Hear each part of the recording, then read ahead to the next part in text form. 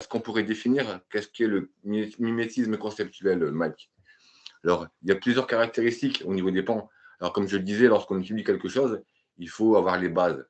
Et les bases, elles nous sont données par des gens comme Eric Zurcher, qu'on a, toi et Exactement. moi, côtoyé. Voilà quoi. Oui. Et je pense que quand on veut parler d'un phénomène, il faut déjà avoir les bases qui nous permettent aussi de pouvoir définir ce qu'est ce phénomène. Alors, on pourrait définir ce phénomène comment, Mike?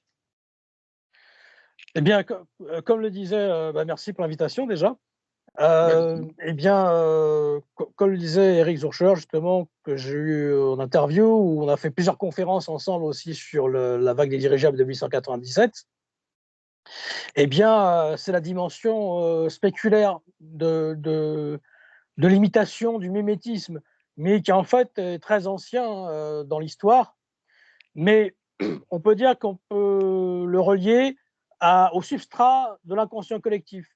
Jung, justement, avait écrit justement un mythe moderne où il parlait du phénomène ovni. C'est un livre en 1958 et qui exprime justement tout ce substrat de l'inconscient pour comprendre justement ce qu'est le mimétisme et cette dimension spéculaire, donc en miroir, le phénomène en miroir de nous-mêmes. Alors, de quel miroir s'agit-il? Ça, c'est autre chose, puisque comme le dit très justement Albert Camus, le miroir reflète mais n'enseigne pas. Et en fait, le phénomène ovni, on se rend compte, et ça, on l'a pendant très longtemps dans l'ufologie, ça n'a pas été pris en compte. Et maintenant, on le prend en compte un peu plus grâce à des personnes comme justement Jacques Vallée à l'époque, qui dans Passeporto Magonia, en 69, avait très bien compris ce phénomène, autrement dit, chroniques d'apparitions extraterrestres.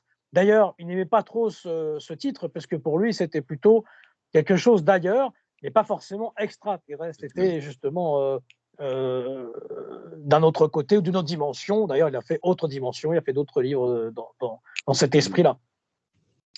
Donc, voilà ce qu'on pourrait appeler le mimétisme. En fait, c'est le phénomène semble voilà, s'adapter tout le temps, en fait, en miroir à nos situations, alors, dans plusieurs cas, on peut le voir, c'est justement l'assimilation au métier du témoin, au substrat des fois de l'inconscient collectif local, parfois des légendes locales, où le phénomène reflète des fois des légendes, mais il ne le sait pas lui-même, le témoin ne le sait pas lui-même. Ce qu'on retrouve des fois dans les histoires de Dogman, où ce sont des fois des descendants américains qui ont en tête, dans l'inconscient collectif, des légendes germaniques.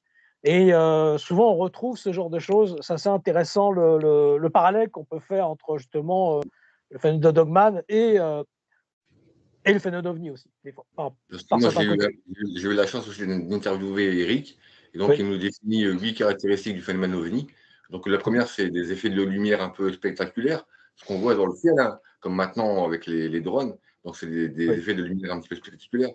La deuxième caractéristique, c'est le phénomène a tendance à s'extraire de la gravité, c'est-à-dire Mhm. qu'il est en substantiation, pardon, et donc Oui. il est en une sorte de lévitation. Il y a Mhm. des effets sur la conscience, sur le temps. Il y a Mhm. aussi un effet d'élusivité, c'est-à-dire il a Oui. tendance à s'échapper.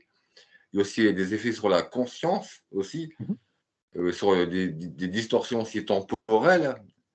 Et il y L'effet a dose aussi, l'effet dose, ouais. l'effet d'ose. Et Mhm. il s'adapte aussi apparemment aux témoins, à leur vécu, à ce qu'ils vivent enfin, dans leur vie et dans leur expérience, comme s'ils pouvaient anticiper aussi les événements et les époques. Mais ça, c'est dans le mimétisme, c'est comment dire, une caractéristique qui est un petit peu particulière dans le sens où le mimétisme, il est de plusieurs sortes. Et lui, il échappe en termes de statistiques parce que nous, ce soir, on va parler de données, on va parler Mhm. de théories ou alors Mhm. de choses qui peuvent sortir un petit peu de notre imagination. On va parler Mhm. de données parce que ma démarche, moi, elle est scientifique. Oui. Et donc, en ufologie, il y a aussi une démarche qui s'approche de la démarche scientifique, c'est celle qui est basée sur les données, sur les statistiques. Et en termes Mhm. de statistiques, le mimétisme, c'est quelque chose qui échappe totalement à toutes les statistiques. Eric Oui. disait que dans certains cas, ça peut représenter 100%, mais dans d'autres 10%. C'est-à-dire que c'est comme si le phénomène dans dans cette donnée elle-même pouvait aussi se jouer aussi de nos données et donc complètement.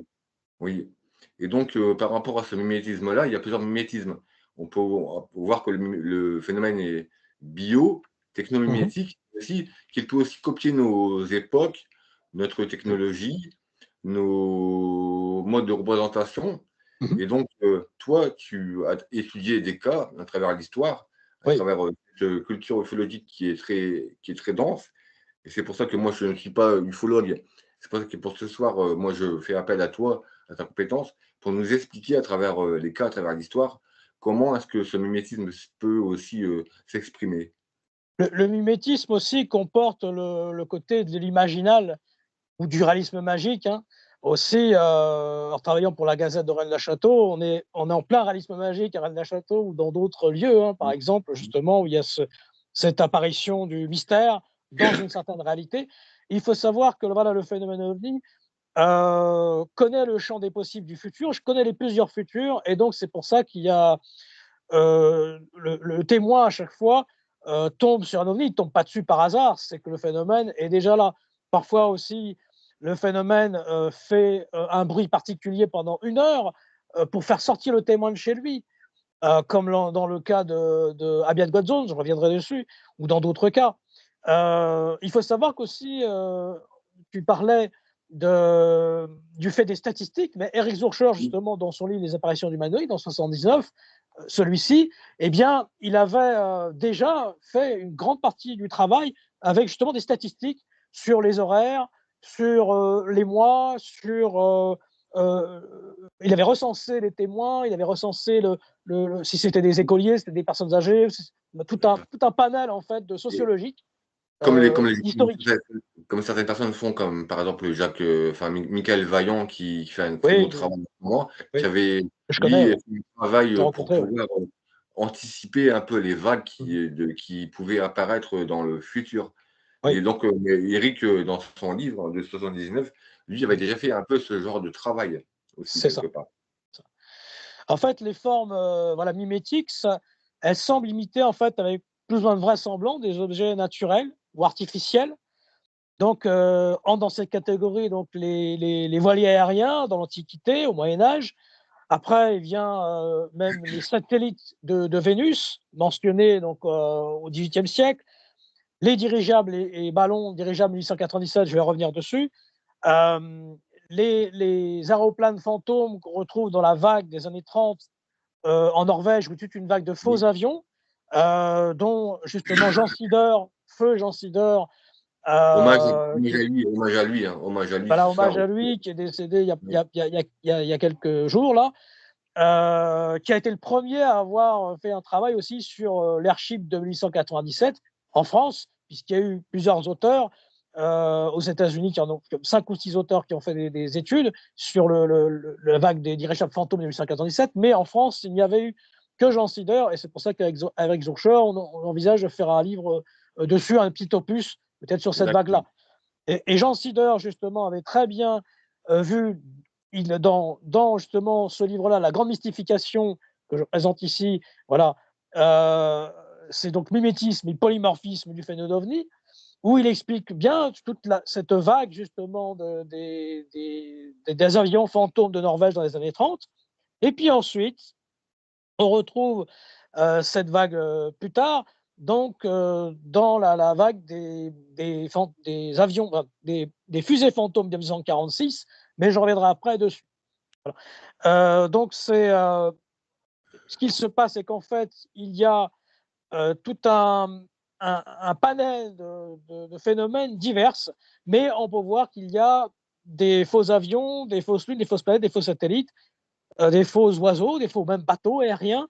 Il y a un cas, par exemple, qui pourrait paraître absurde, un couple à Morez, dans le Jura, en 1957, qui, en plongée, il voit un train avec une Micheline, avec une lumière très rouge, brillante, très forte, et tout d'un coup, ce train se métamorphose, hein, par comme la la métamorphose de Kafka, et il devient un objet oblong, comme une soucoupe volante. Et là, c'est vrai que là, voilà, on n'est plus dans le tollet-boulon, là on est dans autre chose, justement. Et on est dans ce côté métamorphe et ce côté protéiforme, justement, Proté, le dieu qui voilà, se moque des humains justement tromper l'humain. Alors les idéoformes, elles commencent justement dans notre passé, on va dire plus récent. Je pourrais citer le cas du 17 décembre 1826, c'est la croix de Migné, voilà, où une croix lumineuse qui a apparu au cours d'une cérémonie religieuse où il y avait 2000 personnes. Et cette croix serait apparue en fait dans le prolongement de l'église, une grande croix lumineuse d'une quarantaine de mètres. Et donc ce cas est très intéressant puisqu'il est en miroir exactement bien de l'activité du moment. Et l'activité du moment à ce moment-là, c'était justement cette, cette représentation d'une grande messe, hein, puisque on était justement une grande cérémonie religieuse. Alors si on en a parlé tout à l'heure, mais si on revient vraiment à l'Antiquité, on avait Bien ce cas sûr. aussi en 324 avec, Constantin Ier, Mmh. qui lors de la bataille du pont je sais plus comment ça s'appelait, Vilius ou enfin, donc lui, en fait, voit une croix lumineuse dans le ciel et il entend: «Par ce signe tu vaincras». Et Oui. en fait, on peut attribuer à ce signe du ciel, à ce pan, à cette époque, la naissance, du monde occidental chrétien. Parce que c'est un peu, sous ce biais-là, en fait, que Constantin a pris un petit peu l'excuse pour, créer ce qu'on appelle maintenant la civilisation, chrétienne, occidentale. Mmh. Enfin, toute l'Église romaine est basée un petit peu sur ce signe-là. On peut voir aussi même, plus loin dans l'Antiquité, égyptienne, avec, la 10e de la dynastie. Attends, je vais aller des trucs parce que ça sert à rien. Avec, c'est de la merde en fait le truc.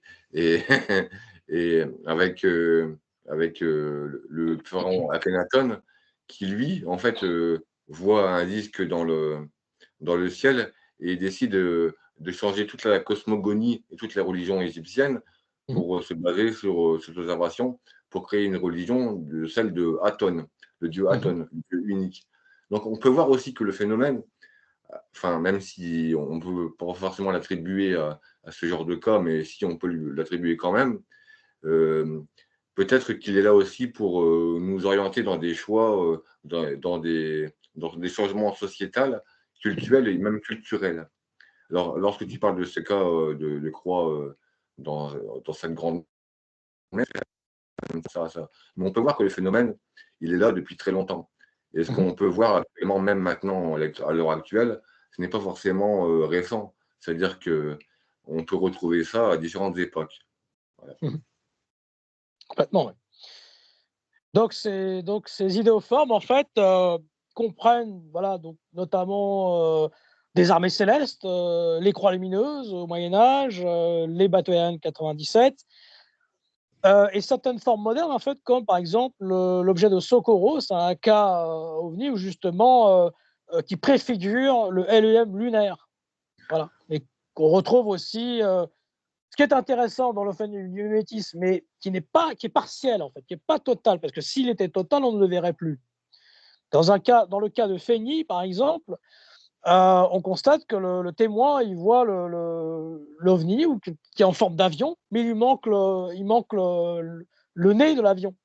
Et Oui, ce qu'on retrouve dans plusieurs cas, c'est justement la problématique, c'est que justement le phénomène s'amuse à tronquer ces réalités et à en faire autre chose. Là, il y a eu un cas récemment de quelqu'un qui aurait vu devant chez lui passer, habituellement, il voyait des avions passer, mais là, c'est carrément un Airbus qui passe devant chez lui, mais avec voilà, parfois le nez, le museau de l'avion, il n'est plus là. et puis Voilà, là, c'est on est là-dedans. comme disait Eric, le Oui, phénomène est mimétique, mais pas à 100%. C'est-à-dire pas à que 100%. voilà quoi, il est là Voilà. pour mimer les choses, mais à chaque fois, il y a quelque chose qui manque. Comme dans les Oui, avions, des ailes, ou alors le nez de l'avion, ou la queue de l'avion, ou dans d'autres phénomènes aussi, il manque quelque chose. Ou alors même dans les apparitions d'entités, quelque chose qui ne marche pas, qui est pas et totalement humaine. Alors sinon, on ne se rendrait pas compte. Enfin, avec Eric, exactement. on disait ça. Si Oui, tu bien vois sûr. quelqu'un qui a un EBE ou une entité biologique extraterrestre qui est devant toi, qui est totalement humaine, tu ne saurais pas que tu as vu quelque chose de Oui. particulier. Donc il y a quelque chose aussi à tirer là-dedans, en fait, de ce mimétisme, mais qui est partiel. Voilà. Et pire que ça, c'est que parfois, le phénomène, connaissant tous les futurs possibles, il s'amuse à créer un phénomène à un endroit précis, avec une forme précise, et il se trouve que à côté, il y a une usine qui produit le même genre de dirigeable, ou il y a le Oui, même dirigeable qui passe au même endroit. Ou par exemple, il y a un cas justement d'un être qui est apparu sur l'autoroute d'un mètre de 2,50 m, et il se trouve que plus loin, il y avait une usine où il y avait des autruches à côté. Donc, ah il oui, pourrait, donc le phénomène s'invalide exprès de lui-même, il sait exactement qu'il pourra s'invalider, et c'est pour ça qu'il est ostentatoire et élusif. Élusif, il se dérobe à chaque fois, et il s'arrange pour passer le témoin, des fois pour ridicule. C'est pour ça que Aimé Michel parlait de le festival d'absurdité. c'est ça, oui. C'est ça qui est intéressant aussi.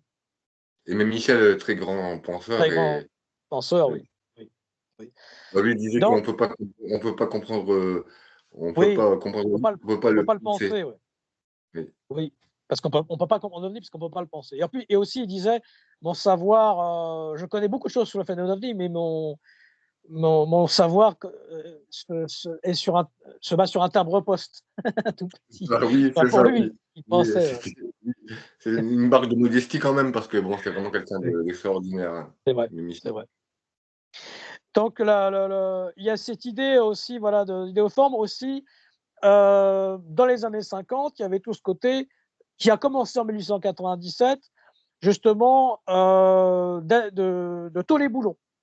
Voilà. Alors, tôle et boulons dans le sens que, dans les détails, on voit des habitacles transparents, des portes, des échelles, des antennes, des trains atterrissage, des roues caoutchoutées, des tableaux de bord, des fils, voilà, tout ça, ça rentre dans cette catégorie-là.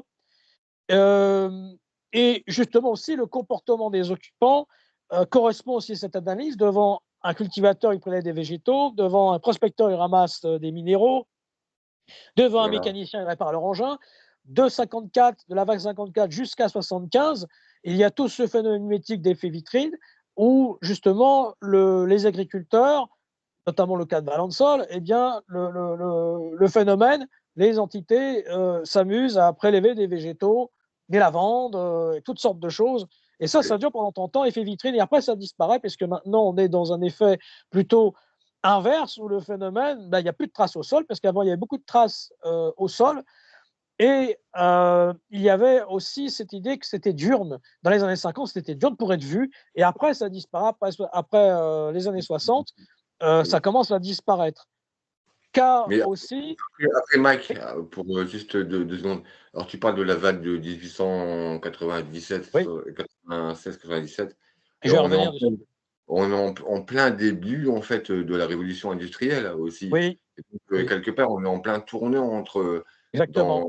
dans, les révolutions scientifiques ou alors technologiques de Oui, l'humanité et oui, donc on peut voir aussi que le phénomène, lui, est là en chaque transition dans nos révolutions, exactement. Il sociales, s'adapte tout le culturelles temps. ou industrielles. Je te laisse continuer, Mike, c'est très intéressant. Et voilà, donc le phénomène souvent, apparaît, à l'époque avec des traces au sol. Alors certains peuvent penser, Jacques Vallée disait que ça pouvait justement, enfin, certains pensent que ça pourrait être des hologrammes, sauf qu'il y a des traces au sol, il y a l'odeur, il y a des traces de radioactivité sur certains cas, comme, les hameaux du soleil, par exemple, Oui, août 75. Mais, Jacques Vallée explique que justement peut-être, eh bien l'hologramme pourra avoir une masse, et donc bien sûr. le phénomène peut être tellement avancé qu'il crée des traces au sol, il crée une masse, un écho radar. Aussi, il y a une autre idée, c'est que, nous ne connaissons pas notre cerveau en entier, et qu'on peut très bien créer le phénomène avec des idéoformes de l'inconscient collectif. Ça, c'est aussi une autre possibilité. Par exemple, quand on étudie les légendes des lutins irlandais ou allemands qui ont il y a les kobolds, il y a les léprechauns, eh bien, ils sont mimétisme exact, mais en petit, des habits, par exemple, des témoins. Alors, dans Oui, quel sens? Est-ce que c'est nous qui projetons véritablement, on n'a pas encore les capacités de notre cerveau, est-ce qu'on peut projeter des entités en 3D en quelque sorte, ou alors ces entités sont en mimétisme de nous-mêmes. Ça, c'est, voilà. Il y a ces deux possibilités en miroir. Ces deux Alors possibilités peuvent se faire en même temps, d'ailleurs. moi j'invite aussi les auditeurs à consulter mes articles sur, Substract où moi je parle des cellules enfin des neurones de grille et des cellules de lieu, où c'est une partie du cerveau qui a été découverte en 2005, qui est responsable de la spatialisation, de l'espace dans le cerveau, qui nous permet aussi de nous repérer. Et donc est-ce que c'est quelque part aussi par ce biais-là de système neuronal que peut-être le phénomène, lui, peut aussi s'incruster dans nos représentations et aussi pouvoir calquer quelque part nos modes de représentation dans Oui. l'espace et dans le temps. Voilà. Comme tu me l'avais très bien dit, justement dans tes contacts avec l'université américaine de Caltech, c'est que ils ont découvert que l'OVNI ou le phénomène qui a été récupéré, eh bien, parfois l'engin, il ne semblait avoir aucune commande, ou Oui, il n'y avait il y a pas rien, de et donc ça pourrait être commandé oui, par la pensée. Ça, donc c'est intéressant. il y a pas de câblage, il y a pas Il n'y a de pas de câblage. technologie apparente, il y a Oui, pas d'écran, il y a pas de choses comme ça et donc ça, c'est un petit peu particulier dans le mmh, sens où c'est comme si, en fait, le moteur d'une voiture, comme si tu prenais une voiture normale, comme si toute, l'ingénierie de la propulsion et de la technologie de direction et cetera était compris dans la carlingue, dans la matière même de l'objet. Et c'est la même chose pour, en fait, les entités, enfin, ou les morceaux de tissus d'entités qui ont été récupérés. Il n'y a pas d'organes oui, internes, il n'y a pas de poumons, il n'y a pas de. polymimétique, oui. Donc voilà. Et donc, le présupposé par rapport à ces recherches-là, dont je vais parler, j'espère que les scientifiques pourront aussi s'exprimer Oui, dessus, c'est qu'en fait, ce n'est pas naturel, déjà de un, et que ça peut se métaboliser à partir du substrat de notre atmosphère même. C'est-à-dire que de pouvoir sublimer le gaz carbonique, par exemple, pour créer des structures en carbone, comme le graphène ou ce comme genre de choses. une IA générative, en quelque sorte. Peut-être Exactement, un Skynet géant. Jacques Vallée parlait du système de contrôle dans le Collège Invisible en 75. On est peut-être là-dedans, plein dedans, là. bien sûr. Donc ça, c'est des données qui vont être exploitées, Oui, j'espère bientôt. Mais bon, moi, comme je te disais, moi, je suis plus là à voilà, exploiter des données et après, on passera aux hypothèses et ensuite, aux mmh, hypothèses, on essaiera de les confronter et peut-être même de les réfuter. Mais pour l'instant, on est juste en train de faire un kaléidoscope de toutes ces hypothèses et de toutes exactement. ces données pour Mmh. donner, peut-être aux chercheurs qui nous écoutent des idées ou alors peut-être, une possibilité aussi d'approfondir les choses dans leur domaine de compétences. Voilà. Exactement.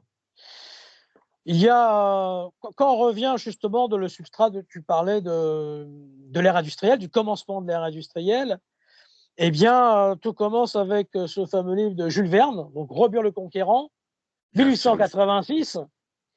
Et lui, il parle justement d'un génial inventeur qui bat les airs avec son dirigeable ou son vaisseau aérien.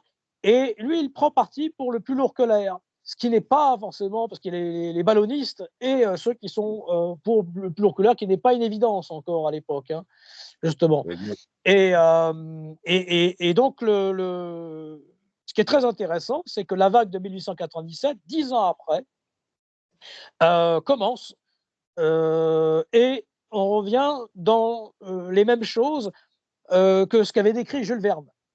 Alors ça, pareil, en miroir, intéressant. Est-ce que Jules Verne est un génial, comme par exemple celui qui avait écrit le Titan et qui avait oui. vu ce qui allait se passer pour le Titanic? Est-ce que Jules Verne a prévu cette vague de 1897, ou alors, ce qui est fort possible aussi, c'est que le phénomène s'amuse et est dans l'air du temps, le Zeitgeist, et justement est puisé dans l'inconscient collectif, et l'inconscient collectif, parce qu'il faut quand même 10 ans, c'est pas de suite, il faut 10 ans que ça rentre bien dans l'esprit, et Jules Verne est tellement dans les esprits en 1897 que 1896, c'est ça qui est très Ensuite, drôle, c'est que c'est 10 ans pile après. Et le phénomène commence en 1896 en San Francisco, Auckland, pour après s'étendre dans tout le Midwest américain. Oui, ensuite, moi, je vais te dire, Mike, Kenneth Arnold en 47, oui, enfin, lui, il 24 voit, juin 47. il ne voit pas des secoupes volantes, hein, il voit Oui, des objets en forme de oui. boomerang. Mais On appelle les pourtant, flying saucers. oui, mais pourtant, quelque temps après, on voit des soucoupes. C'est-à-dire que Oui, cette, erreur d'interprétation qui a été, diffusée exactement. dans le public se retrouve dans la manifestation du phénomène. Oui, Donc là, il est vraiment une piste aussi à explorer dans ce que tu viens de dire là. Ce qui est intéressant, c'est que le phénomène ovni, contrairement à ce qu'on pourrait penser, la science-fiction ne s'inspire pas toujours du phénomène ovni, c'est le phénomène Ouais, ovni qui s'inspire de la science-fiction. oui, Et ça, exactement. c'est très drôle. Ça, c'est très drôle. Euh, Georges Comte, d'ailleurs, avait mis ça en exergue sur OVNI et cinéma, où on voit que des fois le phénomène s'inspire aussi du cinéma. C'est ça. C'est très drôle. Alors, est-ce que, enfin, on va parler ça maintenant pour l'instant, mais est-ce que là, ce qu'on assiste à actuellement, ce serait pas forcément, les gens pensent que c'est une invasion. Alors, est-ce que c'est pas une adaptation du phénomène justement à peut-être un phénomène culturel ou, enfin, voilà quoi. Mais bon, ça on y reviendra Eh plus tard. bien, oui, oui, oui, oui, oui, on en reparlera après, mais effectivement, il y a plusieurs hypothèses sur ces phénomènes de drones actuels. Ça peut être effectivement un polymorphisme, comme l'avait évoqué Jean Sider, puisqu'il y a eu cette vague des avions fantômes des années 30 en Norvège. Il y a eu en 1946 cette vague de fusées fantômes qui imitent les V2, mais je Les reviendrai 2, dessus après. Là, on va faire chronologiquement, on va rester vas-y, sur laisse faire, allez. 1897. Vas-y, je te laisse. Et ce qui est assez intéressant en 1897, c'est que justement le phénomène mime exactement à l'année près aussi les premiers archives, donc les premiers dirigeables faits par Zeppelin, justement, et les Français aussi avaient fait des dirigeables. Donc, ce qui est intéressant, c'est que si le phénomène s'amuse à être dans l'absurde, puisqu'il y a des ailes battantes parfois, justement, pour ces fameux dirigeables, ce qui est impossible, on ne peut pas voler avec des ailes battantes. C'est clairement le seul, oui. Voilà.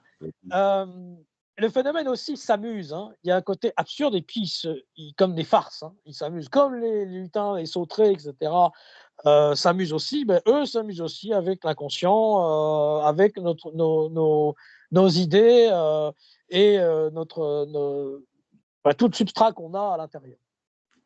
Donc, il y a dans cette vague de 1197 des choses intéressantes, c'est que les êtres ressemblent non pas à des petits gris ou des martiens ou autre chose, mais ils se présentent comme des inventeurs, exactement comme dans le roman de Jules Verne, ils se présentent comme des rebures le conquérant.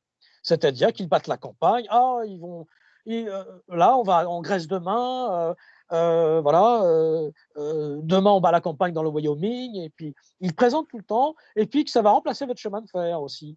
Souvent ça revient, ce genre de choses aussi, que ça va remplacer.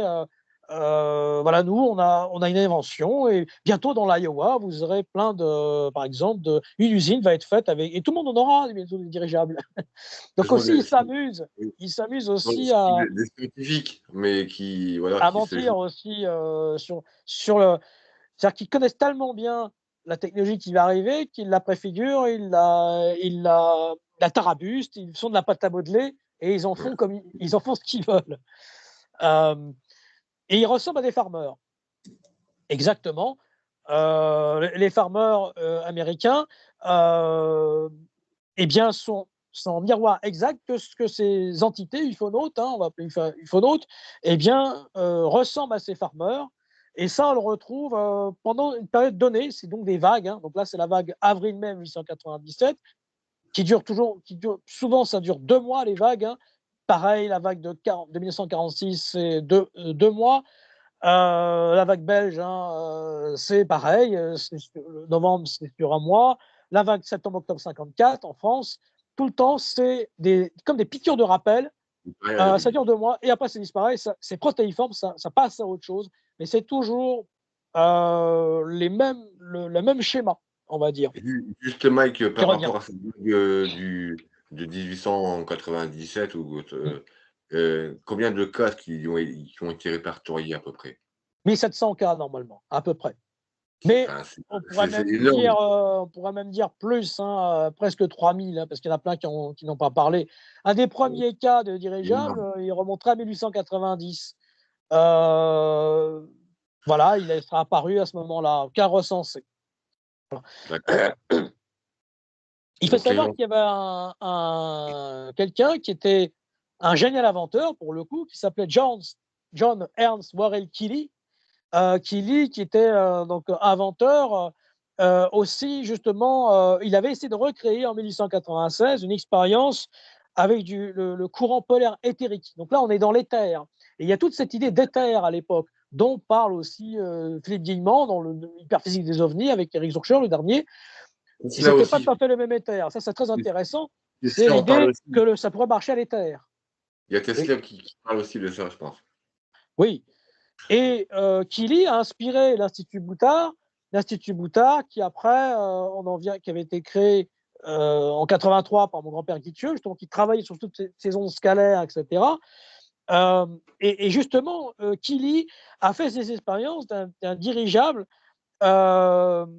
qui pourrait justement, avec ça pourrait une technologie donc de courant polaire éthérique. Ça, c'est assez intéressant aussi. Il fait la démonstration d'un dirigeable qui est équipé de plaques de résonance et de mécanismes vibratoires, donc qui sont finement réglés, et on démontra que ça pouvait justement flotter en quelque sorte dans l'air. Et cette technologie, en fait, de dirigeable, pouvait surmonter les limites, on va dire, actuelles, enfin, de l'époque en tout cas, à l'ère des vitesses supersoniques, très très vite, quoi. Ça, D'accord, c'est oui, quand même. intéressant, ce que Keely a fait comme démarche, et c'est très peu connu, ça, hein. C'est peu connu. Ça rejoint un petit peu les caractéristiques qu'on a relevées aussi maintenant avec des vitesses, anormales, des manœuvres qui Oui, sont inédites et cetera. Donc on oui. peut aussi, relier ça à des choses qui ont été déjà vues bien avant qu'on puisse, que les Américains, entre guillemets, relèvent ces caractéristiques-là, par rapport aux observations qui sont récentes. Voilà. Ce qui est intéressant aussi, c'est que dans ce phénomène de 1897, le phénomène ne se limite pas à être juste un dirigeable. Parfois, il part comme un coup de fusil, exactement comme le phénomène ovni actuel. Ça, Voilà. c'est intéressant. Là, on se dit que déjà, et il y a les mutilations animales aussi qui sont recensées, notamment dans un des cas avait étudié Jacques Vallée à l'époque, où il y a les premières, on va dire, mutilations animales recensées. Donc ça aussi, c'est intéressant, où là, ce sera un cheval qui aurait été retrouvé coupé en plusieurs morceaux. Et ça, on est dans ces premiers cas, on va dire, hein. Voilà. Donc là, on peut se poser aussi des questions sur ce phénomène par rapport à ça, quoi. Ouais. Oui, on retrouve aussi ça dans les cas contemporains. D'ailleurs, il y a Mhm. Daniel Robin qui a écrit un très beau Oui, travail sur ce phénomène. Moi, oui, j'ai aussi que l'invité je aussi connais. pour pouvoir en parler justement. Daniel Robin, son travail est très intéressant à divers niveaux, hein, qui rejoint un peu cette pensée-là, justement, de l'imaginal aussi. Voilà, il connaît très bien ces concepts-là, oui, effectivement. Donc le phénomène s'amuse on va dire, en 1897, à nous singer.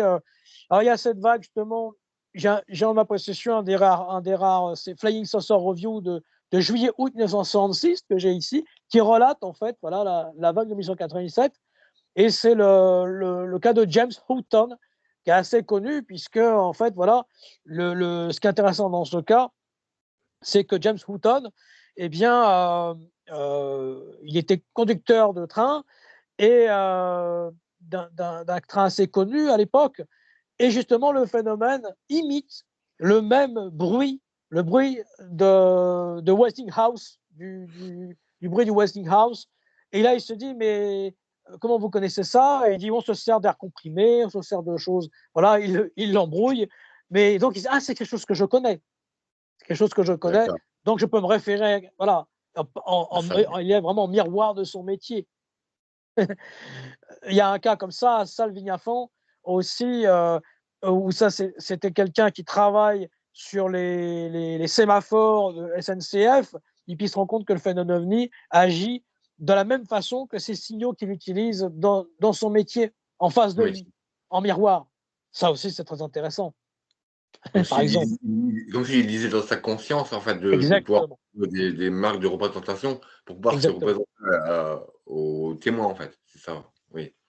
C'est exactement ça.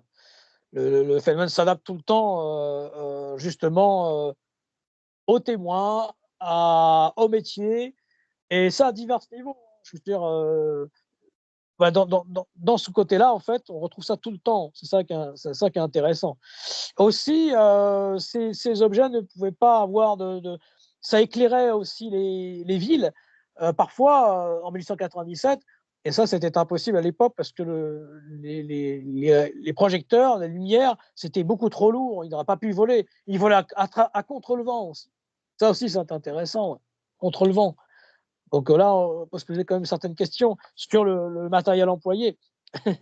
C'est justement, il y a un témoignage du pilote Ryan Graves, justement, dans une apparition, il me semble, en 2014, sur la côte est des États-Unis, qui disait aussi que ces engins pouvaient faire face à un vent de force ouragan. Et Mmh. tu vois, c'est pas nouveau en fait ce que le pilote a reporté devant les représentants du Congrès, parce qu'il était devant les représentants du Congrès. Donc ce que tu dis là, ça fait écho aussi à ce genre d'observations qui sont aussi contemporaines. Complètement. Dans ce phénomène aussi, voilà, c'était le cas dont je parlais tout à l'heure avec la mutilation de bétail, c'était, le cas de Alexander Hamilton à Leroy, Kansas, c'était le 20 avril 1897, où justement, qui avait été étudié par Jacques Vallée justement. Ça, c'est un cas assez intéressant aussi, pour la mutilation de bétail. Ce que l'on peut dire aussi, c'est que, donc il y a eu plusieurs livres qui ont été écrits dessus, mais véritablement, pendant longtemps, l'ufologie ne s'y est pas intéressée, puisqu'en fait, c'était hors cadre un peu de l'ufologie classique, puisque là, on parlait plutôt de dirigeables, donc beaucoup ont pensé que c'était juste des dirigeables. En fait, non, il y avait vraiment autre chose. C'est ça aussi qui est vraiment intéressant. Et puis, a commencé à l'époque, dès 1897, cette idée de on ignore le témoin, on répare l'OVNI, on répare le dirigeable, on est en train de faire des réparations, ce qu'on retrouve dans les cas des années 50, tout à fait, où le phénomène, enfin, les entités en fait tournent autour de l'appareil et puis sont occupées à diverses choses, mais le témoin n'est pas là. C'est comme un scénario, c'est un peu le Il y avait un cas que tu avais le évoqué aussi justement, comme le cas enfin comme une sorte de panne ou alors, où ils descendent, où ils sont occupés justement à réparer l'appareil et qu'en fait, ils s'occupent pas vraiment du témoin, mais ils sont là alors on pourrait parler, quelque part d'une représentation théâtrale, comme dans le cas que complètement. m'avait évoqué, Eric, Beau dans soleil, mon c'est Beau soleil, le Bout de Soleil, oui. Ou alors mais c'est le là, cas de Beau soleil. On est c'était du dedans. théâtre dans le théâtre où les témoins C'est le théâtre arrivent, aussi, le théâtre dans le théâtre. oui. Ouais, ouais, ils sont là pour assister à une représentation de théâtre et ils voient un objet qui, eux, regardent la Exactement, pièce de théâtre. Alors s'il n'y a exactement. pas un C'est signe comme exactement ça ça. qui est marquant, pour moi, c'est vraiment, un message qui est vraiment très fort de la part du phénomène, mais aussi pour nous en Complètement. tant que personnes qui étudions le phénomène. Donc Et il y a puis, ce qui est vraiment une intéressant dans ce cas de Beau soleil, c'est que ça rappelle l'œuf transparent de la tradition occidentale qu'on retrouve dans Le Jardin des Lys de Jérôme Bosch, par exemple. oui, Justement, oui, on Jérôme retrouve Bosch. ce substrat mental, en fait. Mmh. Ça, c'est intéressant. Et dans ce cas de Beau soleil, oui, on est vraiment là-dedans, hein. C'est le théâtre dans le théâtre. Ça, c'est très, très intéressant comme concept, justement. Et c'est un peu l'œuf primordial. Oui, il y a On revient à la tradition primordiale. l'œuf un petit peu l'œuf cosmique, on pourrait dire ça aussi. L'œuf cosmique, c'est ça? Mais quand Complètement. on regarde bien l'histoire de la civilisation, parce que nous, on est issus de L'histoire la des idées, civilisation oui. grecque aussi, donc Oui, l'origine de la civilisation grecque, c'est aussi le théâtre et donc avec, dans le théâtre, il y avait aussi la persona, c'est-à-dire que sur la scène, les acteurs mettaient un masque qu'on appelait la persona exactement, et une sorte de exactement. représentation un petit peu d'acteurs. La Laiteia, L'aletheia, oui, ouais, exactement, oui. ouais. La Laiteia, donc qui est l'équivalent grec, on va dire de veritas, de vérité, voilà. Et ce qui est intéressant justement dans la Aletheia, bah, le voile d'Isis qui Le enlève voile, son voile bien sûr.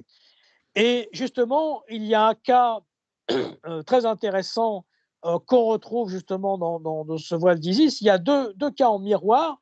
que je voudrais citer par rapport à ça, justement, eh bien, c'est un cas qui se trouve en 54 près de Gorbio, dans les Alpes-Maritimes, et un autre moment qui se trouve aussi en 1950 à Vassan, dans le village rural d'Abitibi, où en fait, les deux, les témoins en fait constatent deux entités. Ils entendent des bruits métalliques, et puis à un autre côté, ils entendent, enfin, le témoin est seul en fait, et dans les deux cas, eh bien, à un moment donné, le, le, le témoin est paralysé, et il montre son visage avec un voile. Il démontre son voile. Et ça, c'est intéressant. Il montre son visage comme si c'était une marque d'amitié avec une larme qui coule. Ah Et oui, dans les deux cas, et ça, c'est très intéressant parce que on voit qu'il y a ce côté ostentatoire, un scénario monté aussi, puisqu'en fait, ils sont en train de montrer quelque chose, mais de symbolique. Et ça, bien c'est sûr. très intéressant, cette levée du voile, donc l'Aletheia, là, vraiment, on est vraiment dedans. Et ces deux cas sont très intéressants pour ce côté, justement, où l'entité montre, dévoile son Parce que visage. tu vois, quand tu parles de aletheia, parce que dans le sens grec, aletheia, c'est Oui, sortir de la gaieté, c'est-à-dire sortir du oui, sommeil. Et donc, il y a une sorte de volonté aussi de nous faire sortir d'un certain sommeil, d'une certaine ignorance, mais quelque mhm, part en restant voilé. Et c'est ça aussi qui est un petit peu paradoxal au niveau du phénomène et qui rejoint aussi celui de l'illusivité. C'est-à-dire de complètement. se faire voir un peu, mais pas vraiment. Mais à un certain moment, parce que c'est pas forcément le moment. Tu vois ce que je veux Oui, dire? complètement, oui. Oui, oui, c'est pas forcément le moment. Et oui, oui, oui, c'est ça. Donc il y a plusieurs choses comme ça. Donc là, c'est vrai que c'était important de. Ça, c'est deux cas intéressants pour le côté justement du dévoilement et en même temps le témoin ne comprend pas ce qui se passe. Mais quelqu'un qui est sémiologue, comme tu l'es, et qui comprend le métalangage qu'il y a derrière, ça, c'est très Oui. intéressant. C'est très Alors intéressant.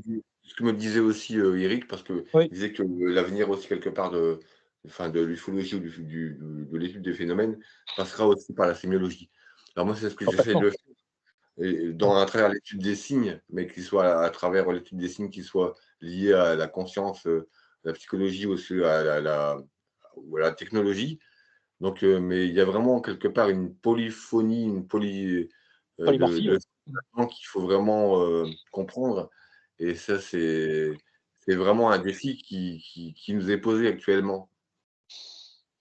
Oui, c'est certain.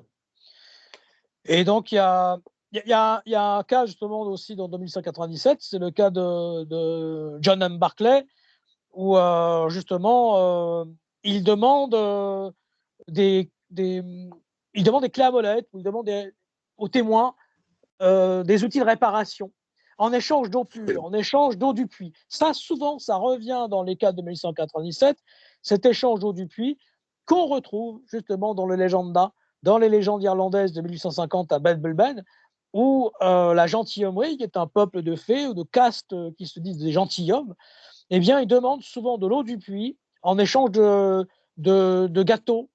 C'est Euh, et ça, justement, on le retrouve dans un cas assez intéressant.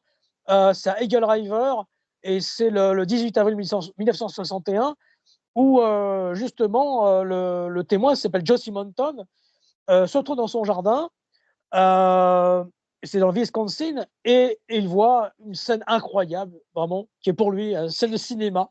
Il voit des êtres qui sont dans son jardin en train de faire des crêpes, en train de faire des petits gâteaux. Et il lui demande ah de oui, l'eau du puits aussi. Il lui demande de l'eau du puits. Donc il s'exécute, hein, et il lui donne un petit gâteau, un petit gâteau qui va être analysé en laboratoire. On trouvera qu'il y a du gruau, du sarrasin. On voit pas grand-chose de plus, mais en tout cas, on voit que le phénomène s'amuse tout le temps avec cette idée d'échange. Il y avait les changelings, où on enlevait les bébés, où les bébés étaient enlevés dans l'ancien temps, les baby changelings, dans les légendes. Et on le retrouve ouais, aussi dans les choses plus récentes, dans les abductions, en quelque sorte aussi. bien sûr. Alors moi, dans mes travaux d'anthropologie, j'ai relevé un phénomène, c'est qu'à chaque fois, à chaque fois qu'un peuple plus évolué veut aborder un peuple moins évolué, il y a toujours ce phénomène de cette règle ou cette loi du cadeau. C'est-à-dire Oui, qu'il y a un échange. Tu donnes quelque chose et tu donnes quelque chose en échange. Et donc, pour moi, c'est quelque chose qui est un petit peu significatif. Et c'est aussi quelque part une adaptation du phénomène dans nos présentations par rapport à la façon d'aborder l'autre ou l'altérité, par rapport au phénomène de cadeau, à ce Mhm. phénomène-là, quoi. Il y a aussi des cas intéressants où le phénomène s'amuse depuis les années 50 à nous. Alors, il y a certains contactés, bon, ça euh, c'est un sujet à caution, mais ce qui est intéressant, c'est que certains contactés américains n'avaient pas de connaissance de la mythologie assyro-babylonienne. Et pourtant, les entités leur donnent des noms avec des noms babyloniens. Mais ils n'ont pas, la plupart de ces témoins n'ont pas connaissance de cette mythologie-là. Et ça revient dans tous les années 50. Ashtarté, Ashtar, Ishtar, ces noms Ishtar. reviennent, intéressant. Il y a aussi le cas, par exemple, du 24 avril 1964 de Gary Wilcox, qui se trouve dans l'État de New York, où les petites entités se présentent comme des martiens, avec du casque, et puis ils ont des matériels végétaux. Et puis, ils disent que, eh bien, ils viennent tous les 2, 3 mois parce qu'ils ont besoin d'engrais, ils sont intéressés par les engrais, tout ça, les fertilisants. Ils voudraient en emporter d'ailleurs. Ils se manifestent aux témoins, ils lui parlent et tout ça. Et ils disent aussi que ben, ils peuvent venir que tous les 2, 3 ans parce que l'espace c'est compliqué, tout ça. Bon, enfin, ils lui font tout un, un laïus. Mais c'est un signe Voilà. aussi, ça, quand même, quand même, tu vois, au niveau de Oui, transport. Maintenant, ça serait plus significatif hein, comme signe, on va dire. oui. Et Gary, quand même, il se dit bon, je vais leur laisser un sac d'engrais à l'intention des petits êtres qui étaient férus d'agriculture. Et le lendemain, le sac avait disparu. Voilà, donc D'accord. c'était assez drôle. Voilà. Oui, Mais ouais, en 61, Betty et Barney Hill, les êtres leur disent qu'ils viennent des éthers réticulés. Après, ça peut être sérieux. Et maintenant, c'est l'espace profond. C'est-à-dire qu'on va toujours de plus en plus loin. Après, c'était les Vénusiens. En fait, tout le temps, ils repoussent. À partir du moment où on commence à arriver presque à la limite de ce qu'on peut comprendre, eh bien, ils repoussent un peu. Tout le temps. alors C'est peut-être qu'en fait le bis répétitif. comme ils sont joueurs, leur objectif, c'est de porter le regard loin pour pas qu'on le Exact. porte, très près. Enfin, je sais pas comment Oui, te dire ça, tu vois? Que oui, complètement. Et puis, il y a aussi le fait que tout le temps, ils font semblant qu'ils vont donner un objet. Et puis finalement, elle ne le donne pas. Betty Barney est devenu un livre noir qu'elle n'a jamais eu. On retrouve aussi dans Betty Barney par exemple, l'être a des sortes de pics pour justement un peu pas torturer le témoin, mais plus ou moins, hein, parce qu'il y a quand même des sortes voilà, dans les oui, abductions, c'est compliqué. c'est Eh bien, on compliqué, oui. retrouve ces sortes de lances, eh bien, on le retrouve dans le calendrier des bergers ou dans le dictionnaire infernal de Conan Clancy. On retrouve ce genre de choses aussi dans les dictionnaires infernaux anciens. Ça, Attends, c'est intéressant. tu me redonnais le nom, s'il te plaît, de l'ouvrage? Le Les dictionnaire infernal de Conan Clancy D'accord, et le calendrier des bergers aussi. merci. Alors, pas Jacques Bergier, ce n'est pas Non, Jacques Bergier et Powell, hein, c'est le calendrier des bergers qui, justement, met en scène, enfin, montre ces démons, en fait, ou entités qui avaient des sortes de lances ou de pics. On de retrouve pique. aussi dans un cas de Émile Saint le 10 mai 1978, où là, c'est un témoin qui voit, c'est en Pologne, et le témoin, en fait, voit les êtres qui mangent des pierres noires. Et puis ça a l'air très bon quand même, hein, ces pierres noires. Alors il Oui, veut en donner au témoin, mais lui, il dit non, non, ça ne dit rien trop, ces pierres noires. Sauf que quand on voit dans le substrat collectif, on se rend compte qu'en Pologne, eh bien, ces pierres noires correspondaient à les démons mangeaient des pierres noires. Et ça, il ne pouvait d'accord. pas le savoir. Il pouvait pas le Oui, oui, savoir. oui. Par contre, dans Ouais. l'ancien temps, si quelqu'un dans historien, mythologue, on va dire, historien Oui, de la Pologne, eh bien, il comprendra d'où ça vient. C'est ça qui est très drôle, quoi. Voilà, il y a plein de choses comme ça. L'idée que justement le phénomène s'adapte, s'amuse avec le témoin. En 1916, il y a un cas à Heidelberg en août 1916, en Angleterre, où on voit une sorte de soucoupe volante, une femme qui voit une sorte de cause volante, mais là, pour le coup, il y a des soldats habillés en bleu, habillés comme des soldats français, qui sont là. C'est complètement absurde, mais on est en miroir de la guerre du moment, on est en miroir du Zeitgeist, puisqu'on était en pleine guerre. Ça aussi, c'est très Exactement, oui. intéressant. Donc le phénomène qui s'adapte aussi au contexte, à l'époque, Oui, aux à l'époque, témoins et ouais, donc exactement. voilà. Donc il est tout à présupposer qu'il le fait aussi maintenant et que les Oui, observations qu'on puisse faire aussi maintenant, c'est aussi le fruit de ce mimétisme. Alors alors oui. je Justement, ne dis Mimetis s'amuse parce que là, on est dans une phase de dématérialisation de tout, et le phénomène se dématérialise aussi, exactement. comme notre époque actuelle. Donc, il n'y a plus de traces au sol.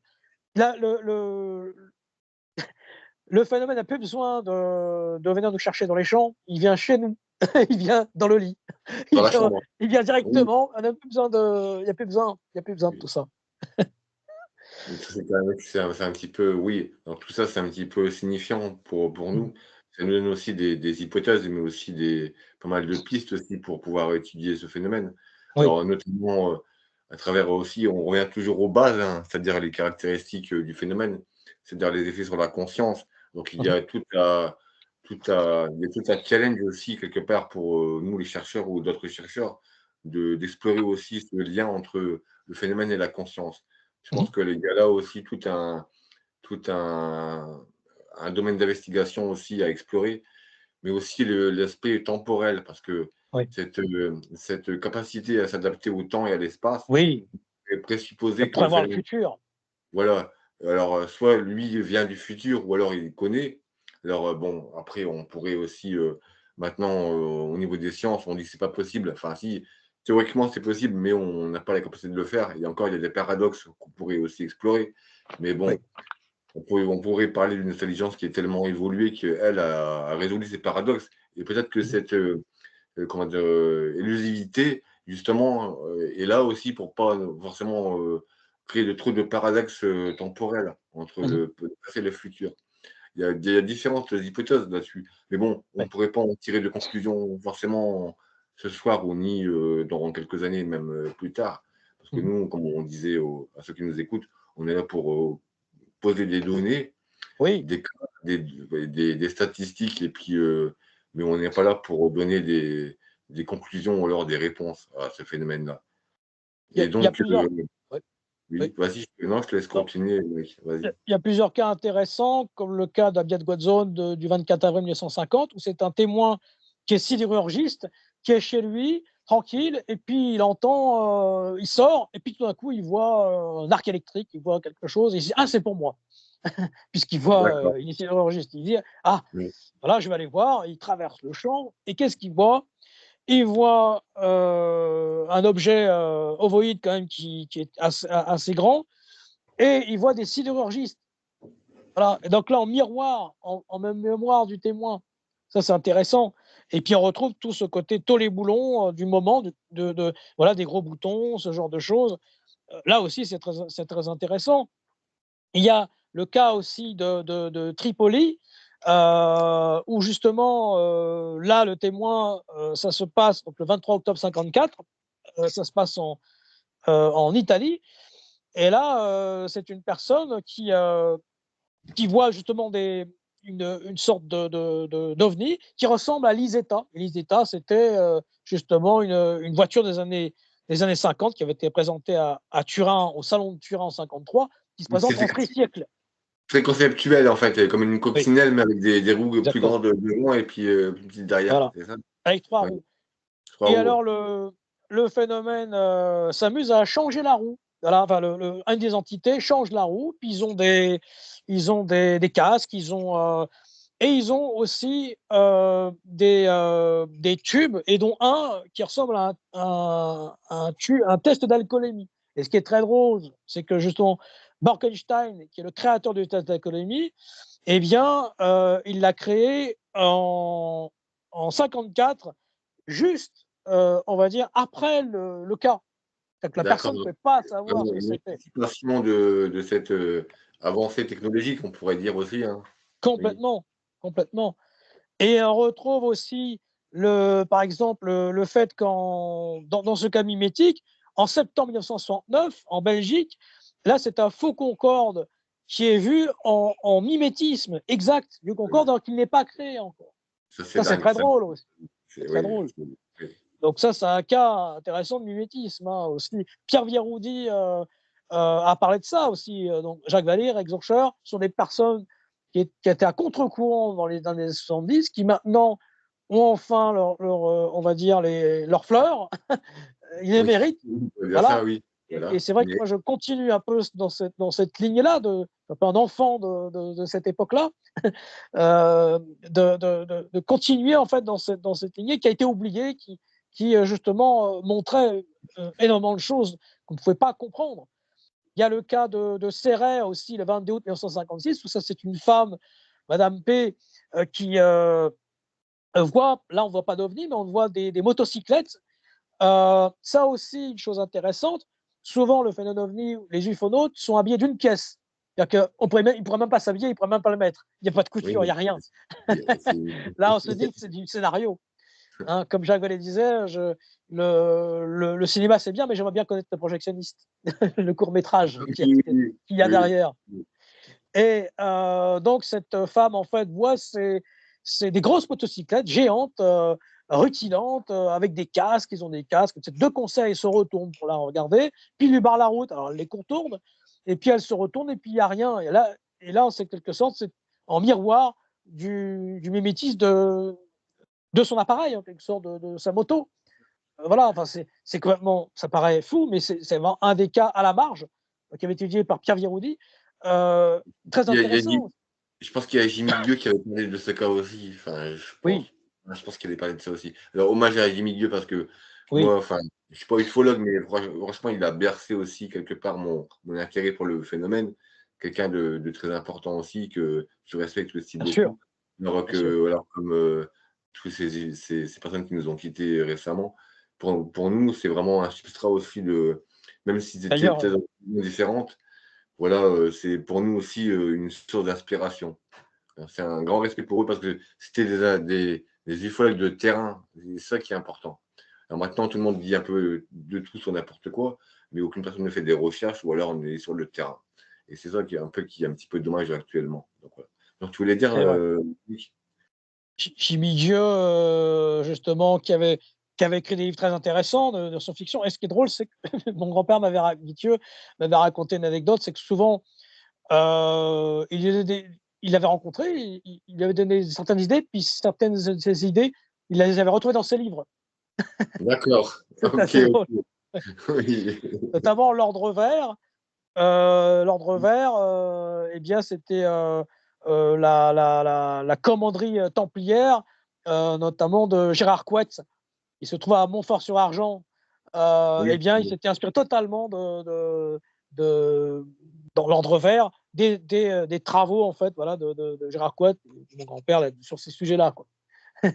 D'accord. Peut-être anecdotique, mais il y avait justement en 58, Jung avait écrit Un mythe moderne, et il se trouve que le général Chassin, à l'époque, il y avait une revue qui s'appelait Les Forces aériennes et qui mettait en avant tout le phénomène ovni. C'était encore en France, on avait encore le droit.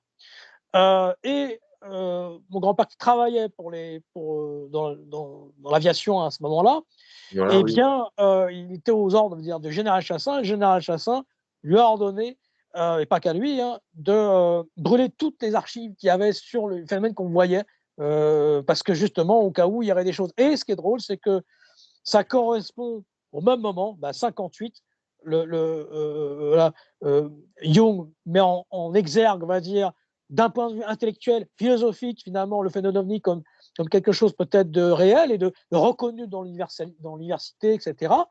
Et finalement, d'un autre côté, eh bien, on veut enlever, cacher des preuves, faire certaines Bien sûr. choses. Et c'est marrant Alors parce que ça se trouve au Zeitgeist au même moment. Ça, alors c'est moi, très étrange. j'ai été très critiqué pour faire référence à Carl Jung, par rapport au mythe des soucoupes volantes, parce qu'on m'a dit: «Oui, comme, on a pu te le dire, mais tu es en train de démystifier, le phénomène», mais non, On peut penser que Jung, c'est des bunking, mais pas du tout. oui, c'était pas Pas du tout du tout. ça. Pas du tout. Je pense qu'à la fois, il avait une vision qui est très contemporaine, en fait, du phénomène. Bien sûr. Une chose assez étrange, par exemple, qui est peu connue, c'est que le, le, le plateau d'Albion le plateau d'Albion a des silos de missiles. Il se trouve que Valensole devait être l'endroit de base pour Oui, être l'endroit du silo de missiles. Et ce qui est très drôle, eh bien, c'est qu'il y a le premier jeu 65, Valensole, et dans le cas de Valensole, eh bien, justement, les entités creusent aussi quelque chose, comme un stylo de missile. Est-ce que le phénomène savait, il connaissait dans l'imaginaire les futurs possibles qu'il pouvait y avoir au plateau de Valensole des silos de missiles, qui ont finalement lieu au plateau d'Albion, sur ordre du général de Gaulle, dans ces années-là, hein, donc de 60. Et bien, voilà, on peut se poser aussi des questions. Le phénomène s'intéresse de très près à nos futurs possibles aussi. Et il se il trouve en- à l'endroit, finalement, à l'endroit clé. Est-ce alors tu que, parles de... ben, Oui, alors qu'en fait, il ne s'est rien passé dans notre réalité, mais il s'est peut-être passé quelque chose dans notre réalité. Et peut-être ils sont sur plusieurs futurs. exactement. Donc il y a peut-être plusieurs futurs, plusieurs réalités en même temps. Oui, Alors le général de Gaulle, alors peut-être que grâce à lui ou à cause de lui, il s'est intéressé aussi au phénomène, parce qu'en fait, voilà, Charles de Gaulle, c'était celui qui a été à l'initiative du programme nucléaire français, qui a été vraiment un désastre pour différentes raisons aussi, hein.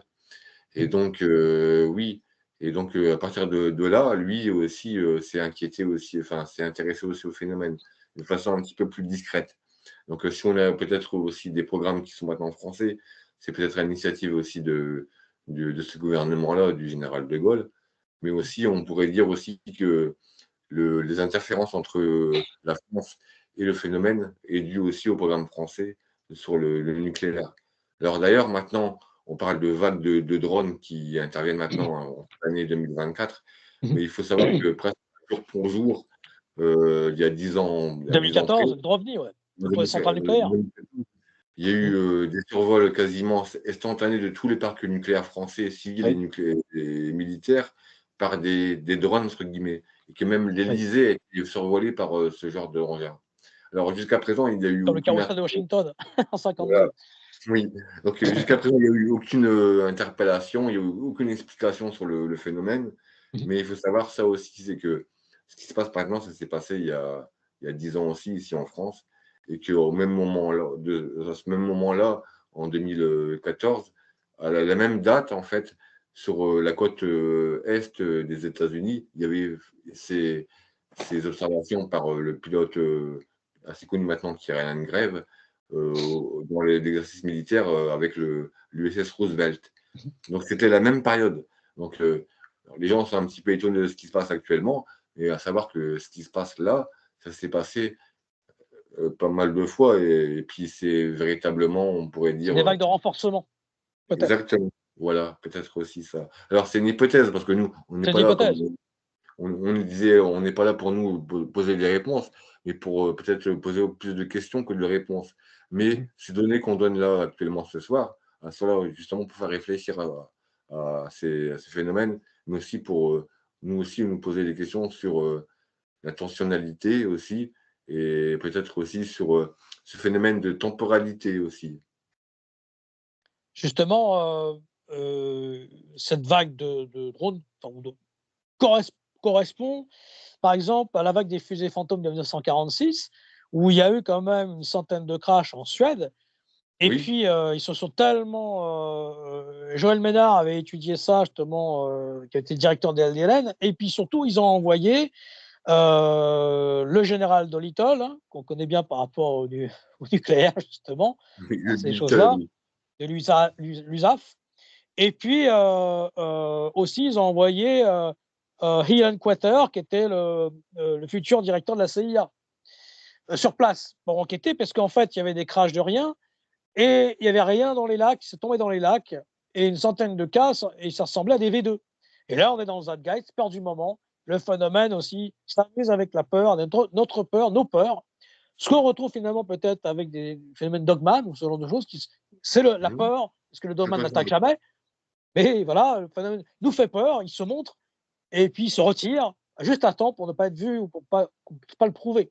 Et là, pour le coup, il s'est complètement retiré, puisque ça a duré qu'un été et il n'y a plus rien eu ensuite. Et c'est surtout que ça ressemblait vraiment au V2. Là, on est vraiment, c'est très intéressant. Donc on a essayé de récupérer ces engins, mais en fait, c'était à 1 mètre de fond, donc il y avait rien. 1,50 m de, voilà. Donc il y a même eu une expédition dans les pays nordiques il y a quelque temps, qui ont essayé de récupérer ce Oui, genre d'objets, mais ils on ont rien t'avait parlé, trouvé. oui. Oui, Oui, j'en avais parlé aussi, ouais. Mais ce qui est quand même effectivement. bizarre, c'est cet enchaînement d'événements. Par exemple, on pourrait venir sur, un autre événement qui a rien à voir, enfin que mais bon, on a Roswell on a Kenneth Arnold en 47, peu avant Roswell. On a Roswell et ensuite on a 2 mois après la création de la CIA et Oui, tu vois? Et c'est exactement. Ouais, vraiment oui, on en parlait tout à l'heure. alors ça, Effectivement, oui, c'est assez drôle, oui. ce sont des données qui ne sont pas forcément lorsqu'il y a une donnée, Non, 2, ça peut paraître un hasard, mais quand il y en a 3, 4, non, forcément, il y a quelque chose qui est lié, et qui est forcément significatif et signifiant. Et donc, lorsque les on sait gens qu'ils ont sont travaillé sur les programmes MK Ultra.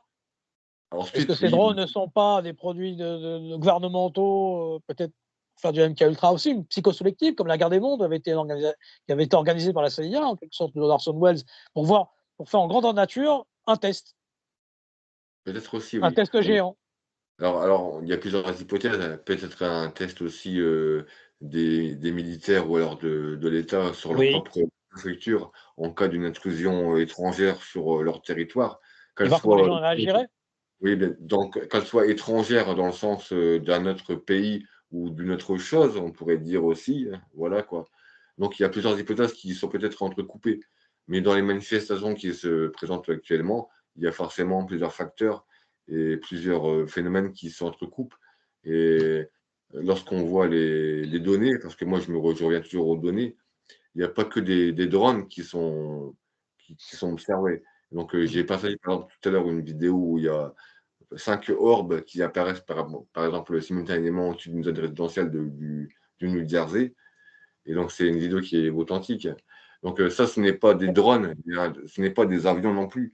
Les drones n'ont pas cet aspect-là, n'ont pas cette, luminosité et donc, Alors forcément il y a alors est-ce que le phénomène aussi, peut-être, s'incruste aussi dans nos événements aussi? Alors, tout à l'heure, on parlait d'un truc en off. Est-ce que c'est le phénomène qui nous singe ou nous qui singeons le phénomène? Alors là, tu vois, oui, on vient alors à quelque justement, chose en parlant du New Jersey, il y a une chose assez drôle, c'est qu'il y a un épisode X-Files en 93 qui s'appelle «Le de diable du diable. New Jersey». Je l'ai vu, ouais, j'ai bien aimé Oui, d'ailleurs. Oui. est-ce que le phénomène ne s'amuse pas aussi avec nos concepts? Voilà, X-Files, là, c'est pas X-Files qui s'inspire du phénomène, c'est eux qui s'inspirent d'X-Files. Mais C'est oui, c'est assez ça drôle. aussi. Ouais. Ouais. Donc le mimétisme est quelque part, comme tu disais, un miroir, mais dans un Mmh. miroir, il y a forcément l'image et puis son reflet, mais il y a Il y a ça, forcément un feu devant le les miroir. dimensions spéculaires, Il y a ça. de spéculaire, donc on pourrait rappeler aussi ce que spéculaire, ça vient de specchio qui veut dire, Voilà, miroir en italien, ça, hein. c'est Alors ça, la c'est ça. la dimension miroir, donc Mmh. voilà quoi. Donc c'est vraiment un aspect qui est fascinant, mais qui pourra aussi nous donner aussi des clés par rapport à ce qui se passe maintenant, mais aussi des clés pour ceux et celles La qui 8e étudient. clé, dont parlait Voilà, Eric, oui, la 8e clé, le c'est celle qui, mimétisme. C'est le mimétisme. la seule qu'on pourrait se rendre compte le plus et que l'on voit le moins et que les ufologues tournent à la tête pendant très longtemps. Ils ne voulaient Oui, pas la parce que voir. C'est tellement trop pour pour eux, eux. c'est tellement cool pour C'était eux. du dérium très mince. Voilà quoi et pour nous les scientifiques, par contre, c'est un substrat qui est très intéressant Bien et sûr, c'est vraiment quelque chose qu'on essaie d'explorer au maximum. Voilà. Bon Mike, bien sûr. franchement, c'était vraiment une rencontre qui était, très intéressante. On a Avec vraiment plaisir. fait le tour de choses qui, normalement, qui ne sont pas explorées dans ce genre de rencontres et c'est Et justement tout moi ce mon concept d'éther, on y arrive peut-être à comprendre par rapport à ce qui est dans l'éther, les technologies de l'époque, ce qu'on étudiait justement dans ces années 1896-17. Eh bien, on y revient maintenant avec l'hyperphysique. Et l'hyperphysique de l'éther est très intéressante. Les travaux de Enel aussi, les travaux de Lakowski, alors voilà, aussi, peuvent être très intéressants au niveau des ondes scalaires alors je sais pour que l'étude du Philippe, phénomène. Guimand et puis, Oui, Éric ont écrit un livre Eric, oui. ensemble. Que j'ai pas Hyperphysique des encore ovnis, oui. oui, que j'ai pas encore eu l'occasion Oui, de lire, mais j'ai j'espère lu, oui, très intéressant. J'ai eu Philippe Guillemot en interview là, il y a pas longtemps. C'est d'accord. très intéressant. Ouais. Ouais. Alors qu'on parlait des terres par rapport moi, aux informations que j'ai récupérées il n'y a pas longtemps au niveau de Caltech en Californie, on Oui, pourrait penser un petit peu à ça, le fait de la sublimation de l'environnement pour en faire des objets, ça revient aussi à ça. Mais bon, pour l'instant, moi je préfère aussi laisser les données aussi être analysées pour pouvoir aussi donner une vision un peu plus claire sur le mhm, phénomène, parce que comme je disais dans un article que j'ai écrit il n'y a pas longtemps, en fait, toutes ces données-là doivent d'abord être analysées, confrontées et puis pouvoir aussi être aussi synthétisées pour pouvoir mhm. avant donner des conclusions. Donc voilà quoi. Bien sûr, bien sûr. Mais bon, en tout cas, Mike, je te remercie et puis je Ben, c'est salue moi qui te vraiment remercie de l'invitation. tes compétences, mais vraiment qui sont vraiment incroyables dans ta culture ufologique, que moi je n'ai Merci. pas par rapport à ça. Oui, bah, je ne suis pas ufologue, je tiens à le Mhm. préciser aussi, mais vraiment, c'était vraiment un plaisir de te recevoir. Et puis j'espère aussi pouvoir aussi te retrouver sur d'autres médias et on se Bien sûr. retrouver sur Monde étrange, tout ça, avec tes amis, mais Oui, oui, oui. qu'on pourra Avec, aussi. je fais partie de UFO Conscience et puis aussi également voilà, avec Monde Mystérieux, on fait des choses ensemble. Ça. Puis la Gazette de Rennes-le-Château, où je travaille toujours, où là on Voilà. cultive justement le réalisme magique, l'imaginal. Oui, l'imaginal. Cher à Jean-Pierre Montels, qui est un grand chercheur dans le château, qui a très bien connu Eric en son temps. Il s'accordait tout à fait sur ces dirigeables, justement, en 1897.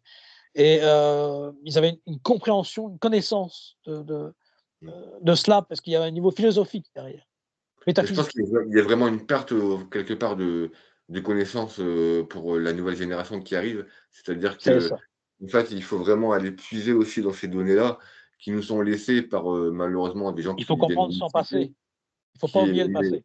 ouais, exactement et donc pour comprendre le futur, il faut aussi explorer le passé, comme on dit et Complètement. donc si on n'a pas Revenir à la source, c'est toujours ce que je fais, c'est merci revenir à la source de chaque chose.